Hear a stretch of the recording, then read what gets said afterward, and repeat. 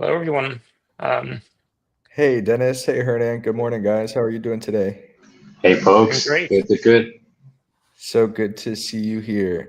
Welcome everyone to another Developer Office Hours with ZetaChain. We've got Hernan and Dennis here with us. They're two of our lead protocol engineers.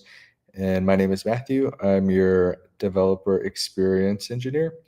So we've got some cool stuff to show you today, and we've picked a narrative and a new direction, and we're growing, and so are many other blockchains. So we're joining the ranks with some pretty strong competitors, and it's been really exciting. So I'm sure you guys are familiar by now with AI like ChatGPT. There's it goes far beyond that with other AIs that you may have heard of, like Claude or Olama or something you're running locally. And so we decided to dive into that. And what we discovered for our use case for ZetaChain is that you can talk to your blockchain with natural language, and it definitely will increase your time to development, your understanding of the concepts for the blockchain, and building new applications on that blockchain. And so this can be a simple use case that you would use your everyday chatbots for, or maybe even your everyday um, personal assistant by just talking to it and getting information like querying about your wallet and maybe your balance or your history. But it's extended into now where you can execute transactions, and even more so cross-chain transactions and complex logic that is ZetaChain's bread and butter. That's really a specific use case for us and something that nobody else has ever done. So yes, can you send transactions with your AI or your chatbot? I think people are really familiar with that. But now the execution of cross-chain transactions written into your logic, you can start orchestrating your transactions and having more sophisticated use cases. And so, what do you guys think about that? Any thoughts or opinions? I know you guys have had some, um, conversations and have been diving into the GitHub and making sure that this can be presented to our developers. So, what did you guys think when you guys discovered this or found it? I think this is pretty cool, and it makes developing on ZetaChain really approachable. Have you tried it yet? Not myself yet, but I mean, I can't wait to see your demo. Okay, well, we're gonna try it today, so it shouldn't be too hard. So I'm gonna share my screen with you guys, and I'll show you some things like the development that we've done so far. I'm going to share my entire screen. Oh, there we go. Share screen. So you should be able to see everything. And I'm going to slide over to this screen here. This, as you can see, was only deployed yesterday. So this is cutting edge, bleeding edge technology. And this is thanks to Dennis uploading the CLI. And so there's a few ways to explore this. As you would see, one of them is just explore capabilities. And voila, one click. Now you can talk to ZetaChain. What can you do? And so this is just a demo. So realize that when you're just exploring the capabilities, there might be some limitations, like you're not talking directly to the chain just yet, but you can ask all the questions right here about ZetaChain, or even create a wallet maybe. Let's see. Ooh, which chain? Let's just do an EVM chain.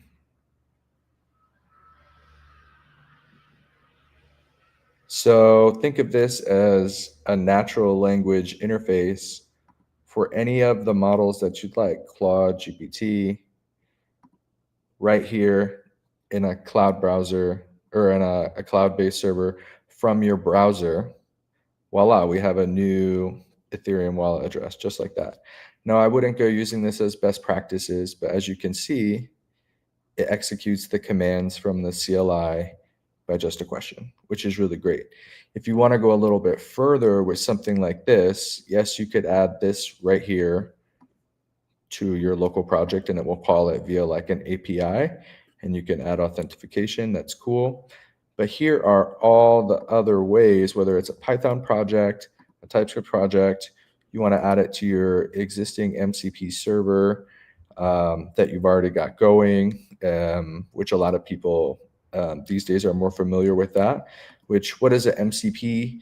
MCP is referring to Model Context Protocol, which is a way for your personal assistant or your AI agent to reference other material and other content or other tools to then be able to execute those commands on your behalf. And so as you can see, we've got ChatGPT, Claude Desktop, Claude Code, Cursor, and so on and so forth. So as for us, it was really exciting to be able to immediately start injecting our AI into all of these other development environments where people are building. And as you can see, it goes from the one you're very familiar with, ChatGPT or Claude Desktop, all the way down to some enterprise use cases like Amazon Bedrock and Amazon Q, which you'll hear more about coming from us pretty soon. And so let's try these. Let's try this as an example in another one. So you can see, what does this look like? Let's open up Claude. So this is Claude and Claude Desktop at the same time. The difference is the GUI. So you can see in the settings, if you go to settings, I've built a lot of these things, so don't mind all of those connection errors. If you go to connectors, is it down here at the bottom? You can see that if you add it as a connector, that's to configure this, you would just use that same JSON snippet. You would take that JSON snippet that we have here, and you can add that to just your MPC, which in here, it's either considered like an extension or here it is, local MCP server. So you could actually upload it either way. And the difference is just where it's calling it from. Is it calling it from extensions or is it calling it from your MCP server? It's more of a management situation. So as you have this MCP here, this would be the JSON that you'd add from Claude Code. And now you can talk to it directly in a new chat, right? Test all the connections, etc. But my favorite example is actually Claude Code or Cursor. Cursor is really great too, actually, because Cursor is a wider access for many more models, so you can have more agents talking to ZetaChain. But for the sake of this demo, can you guys see the Claude Code screen? Yeah, we can. Okay, cool. So we'll grab this address here. I think it's this one here that you funded. And then we'll go down here and say test across chain transaction. Maybe not test. So it'll write a script. You got to be careful with what you ask your AI. It'll be very specific. So execute a cross-chain transaction. And because I'm unaware of the balances, but there are testnet balances, use available testnet funds with minimal amount, and then print the transaction link. And this is going to think really hard, but after confirming this, the transaction, it should execute after figuring it out. And so the training process for this to get better and better and better is really simple. It actually tells you right here in red all of the problems that it has going along. And this will be like standard methods that it's tried in the past and maybe have been successful for other tools based on the knowledge that it has. And then it will try something else until it gets the method that works with the tools that we've downloaded or for example, this specific MCP server. So the way that this gets better and faster, you're checking two things. You're checking its consumption, the amount of tokens that it has to use, how many different ways did it have to try this, to get it right. And you're working backwards from there. So now you're trying to, once it's correct, have it do that right the first time, consume less tokens, produce the same result with less time and with, essentially less funds, because at the end of the day, somebody's paying for those cloud tokens, right? So, and that is a really quick way to, break something, but then fix it.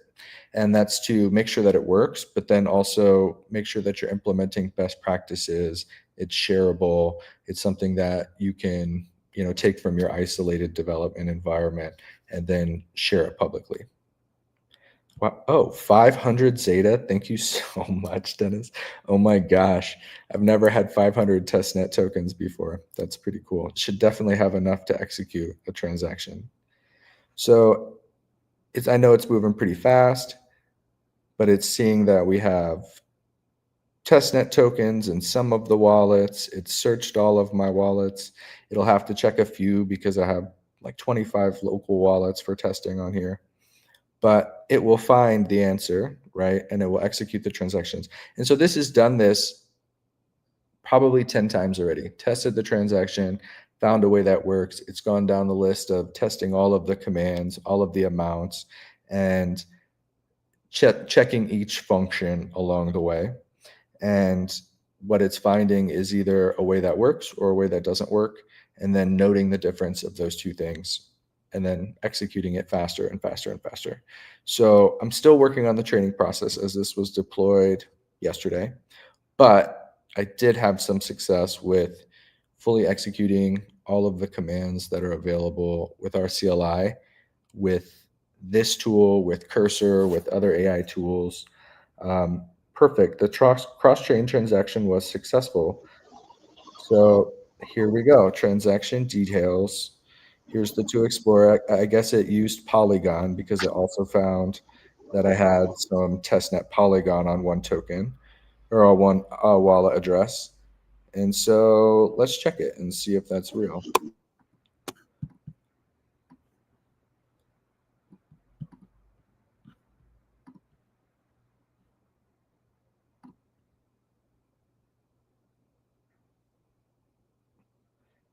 Hey, we've got a transaction. Let's check Polygon too.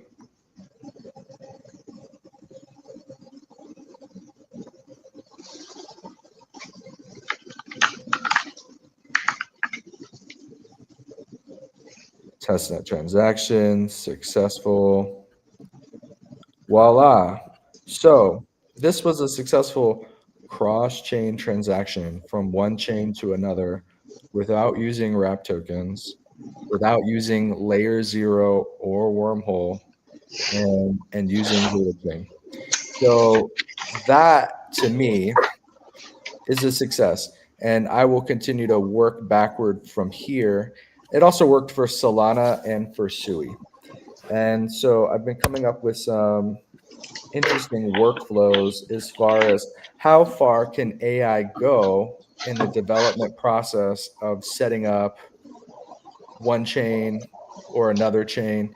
And so I found some interesting details if you're interested in hearing. What I found was that all EVMs are like bot protected if you're trying to fund the CLI from AI. It won't let you. Sui and Solana are not. So you can preload wallets on one chain, and now that has basically brought it, and we have a faucet command too, so you can fund your ZetaChain EVM wallet from ZetaChain CLI.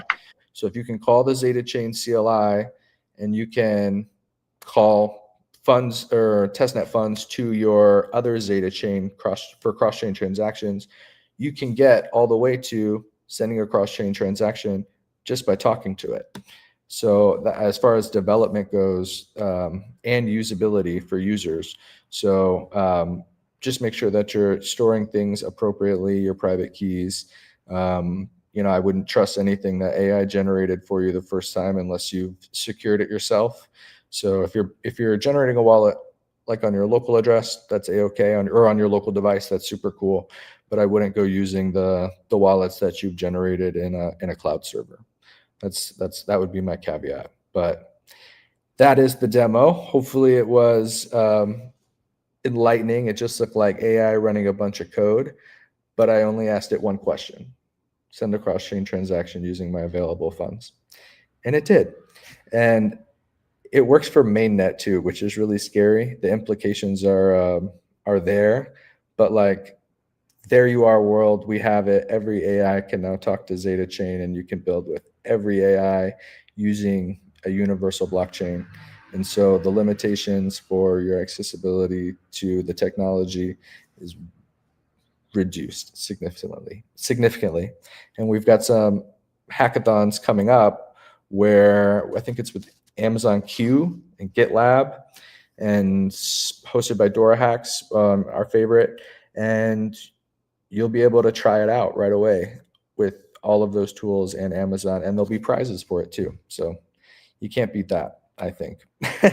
there's prizes, there's AI. All you got to do is talk to it for a little while. I think we're going to get some great submissions from the next one. Great demo, and I think this is something that really shines when you do it either in Cloud Code or in Cursor, especially because the account commands of the CLI need to store keys locally on the user system. So that's something that can get easily done with either Cloud Code, Cursor, that kind of thing. Yes. So for best practices, depending on what device you use, like say you're using Apple and you trust iCloud, assuming those two things, you can use your local MacBook and Apple's best practices, like your config files or your application support files for Claude, and store that the same place you would store your other API keys or other keys that Claude has access to. So there is, it is secure on your local device in that way, but only if you ask it, right? So on creation, it's not secure. You ask it to store it in the right folder, it is secure. It's a small thing that makes a big difference. So I'm excited for people to try this out. I know that having it on Smithery will be a big help, and we should drop that link here. We can share it with everybody. This is our official CLI. So when you add this to your AI projects, whether that's Claude Code or ChatGPT or Amazon, you are getting the same updated CLI that you would if you installed it locally on your device and started building. And we encourage you to do that too, so you can build locally and use your AI at the same time. I think it should be an addition, not an alternative. Yeah, I think this is the really important step into making the tools that we're building accessible not only by people, but also by agents and other tools.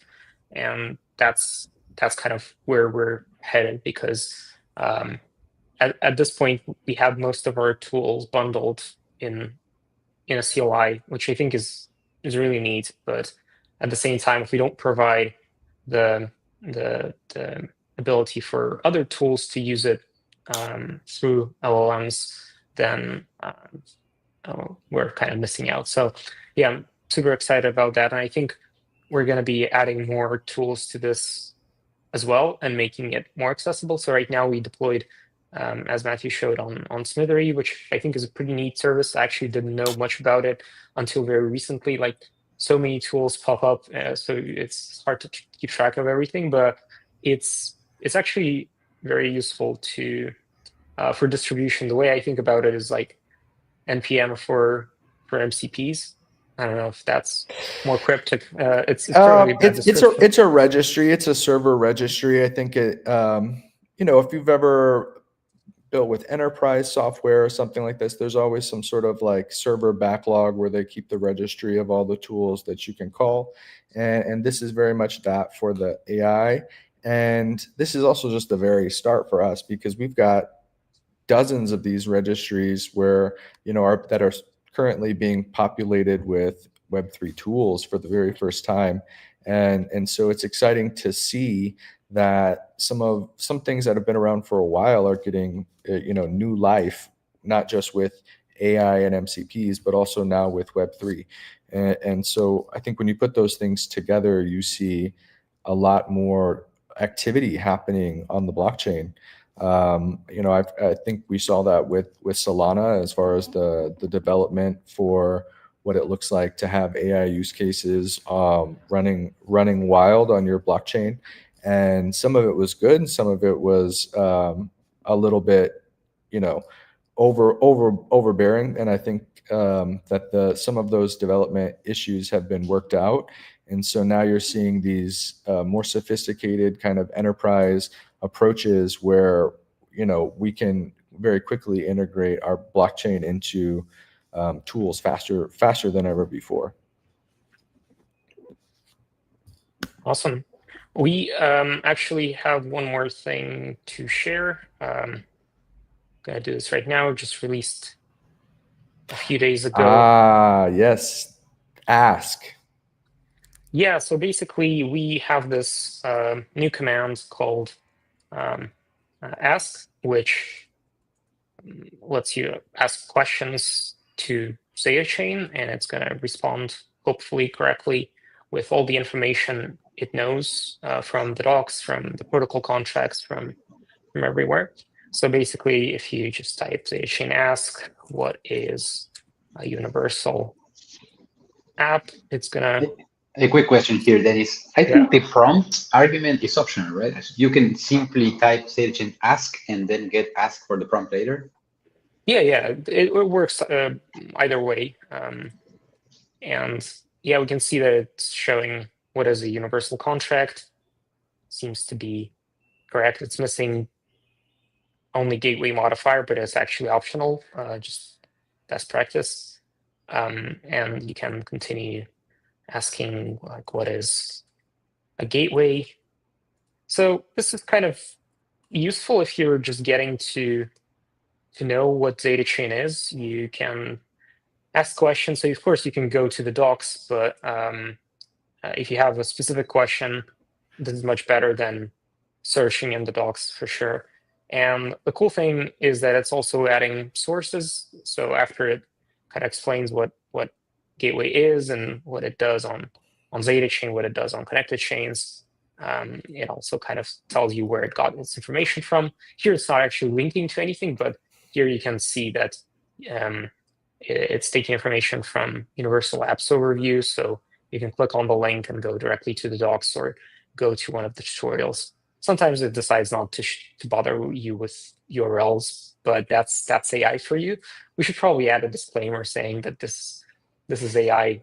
Totally. Everybody has it. Like AI can make mistakes. Like if you, I think so. Actually, the MCP did something really cool the other day, and I should have mentioned this, but it actually, when it didn't get the right answer, it asked ZetaChain ask. It was like, I'm going to use the ZetaChain ask command because that makes sense to the AI. And so if it's failing, you can literally get the right answer right there from the same tool. It's just a difference now between what your AI thinks and then what your other AI knows. So there is the answer is still right there in your CLI or right there in your prompt box. So either way, there should be more ways to keep going. It's no longer a full blocker. It's like a temporary stop as far as finding an answer. And I know that a lot of people don't think in that way, and so it's great to give those examples as far as like how you can use this. If you're building on ZetaChain and you're stuck, you can ask ZetaChain with ZetaChain ask. And if you're building on ZetaChain with an MCP and your MCP gets stuck, you can still ask ZetaChain ask, and then it will continue to execute with the new information that it has. Yeah, and I mean, it might seem like a toy and like something that a user would use initially just when they're learning about ZetaChain, but at the same time, like sometimes I can even ask it for things like I don't remember revert options struct. So you can just do that, and let's see if it returns. So yeah, like I can look it up in the docs, but here it just tells me right away how revert options look. So if I'm coding something, I can just use this to remind myself what is how do revert options look like. actually both on EVM and Solana, since in the latest version, Solana also supports revert options. And we have a command to get addresses, and it's useful, of course, because it is guaranteed to get you the address you're looking for quickly. But at the same time, you can say like gateway address Ethereum testnet. I mean, what is gateway address and Ethereum testnet? I mean, it's not even proper English, but whatever. So yeah, it just quickly responds with a hex address that you can copy and paste, and you can also like list all ZRC20 tokens. Actually, don't know if that's gonna list all of them. There's a command for this. It actually tells me, yeah, I'm not gonna respond with token list. I'm just gonna teach you how to do it yourself, which is pretty cool. So let's try that. So it tells us what to do instead of returning. That's actually kind of smart. I didn't expect it to. It's fair to note that these responses are generated much more quickly than, say, an MCP and consumes no tokens of any kind. And so you can do your research for free while you're building right here with ZetaChain Ask, instead of digging for a long time or guessing. You can stay right there in your CLI and ask and get the right answer instead of 10 failed attempts before it finds the right answer, which is training your dragon, training your model. Yeah, the fact that we have CLI docs, well, on the docs website, it actually helps AI to use it more efficiently. Here, it tells you how to create. Like I asked how to build a cross-chain DEX, and it tells me, like, yeah, we actually have a template for this. You can just run ZetaChain new project swap, and we're gonna get a cross-chain DEX, and then you can follow the tutorial or just follow the response. Actually supports pretty long responses. I'm kind of surprised, because when you use AI on the docs, it's pretty concise, and here just, yeah, I'm gonna tell you the whole thing, and eventually. But I guess it was a really open-ended question.